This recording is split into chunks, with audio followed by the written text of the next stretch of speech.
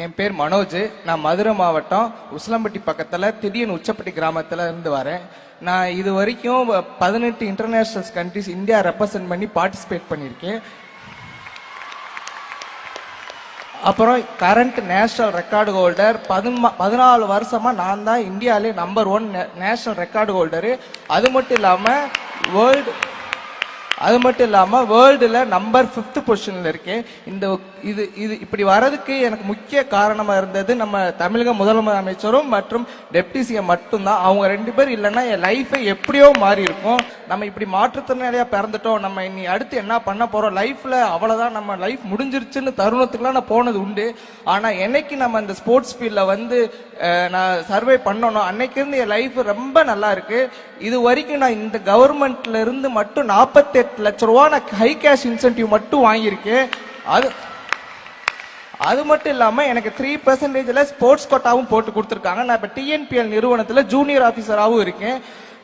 நான் இதுக்கு முன்னாடி எல்லாம் ஒரு டான்சின்னு ஒரு நிறுவனத்துல கான்ட்ராக்டர் ஸ்டாஃபா வெறும் 12,000 ரூபாய்க்கு தான் நான் சம்பளம் இருந்தேன். அப்ப ஒரு வருஷத்துக்கு எனக்கு 72,000 தான். ஆனா இப்ப வந்து என் ஒரு மாசம் சம்பளமே 80,000 ரூபாய் கிட்ட நான் வாங்கிட்டு இருக்கேன்.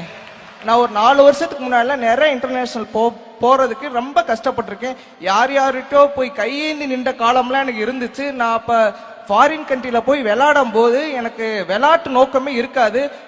நான் இங்க இருந்து போகும்போதே நிறைய பேர்த்திட்ட கடன் வாங்கி அப்படிதான் போவேன். நான் அங்க போய் விளையாடும் போது திருப்பி நான் இப்ப இந்த கடன் நம்ம எப்படி கட்ட போறோம்ன்றது மைண்ட்ல தான் நாங்க போய் விளையாடுவேன்.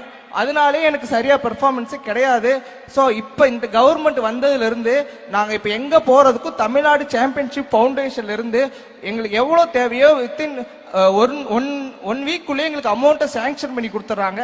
அது எங்களுக்கு ரொம்ப யூஸ்ஃபுல்லா இருக்கு. நாங்க இப்ப போகும்போது காசுன்றது ஒரு மேட்டரே கிடையாது. நாங்க போய் விளையாடுறோம், ஜெயிக்கிறோம், அது மட்டும் தான் எங்க நோக்கத்தோட போயிட்டு இப்ப ஜெயிச்சுட்டு வந்துட்டு இருக்கோம். ஓப்பனா சொல்லணும்னா நான் ஒரு மாற்றுத்திறனாளி. எனக்கு பொண்ணு கொடுப்பாங்களா என்னன்றதே ஒரு பெரிய சந்தேகம் தான், அது எல்லாருக்கும் தெரியும்.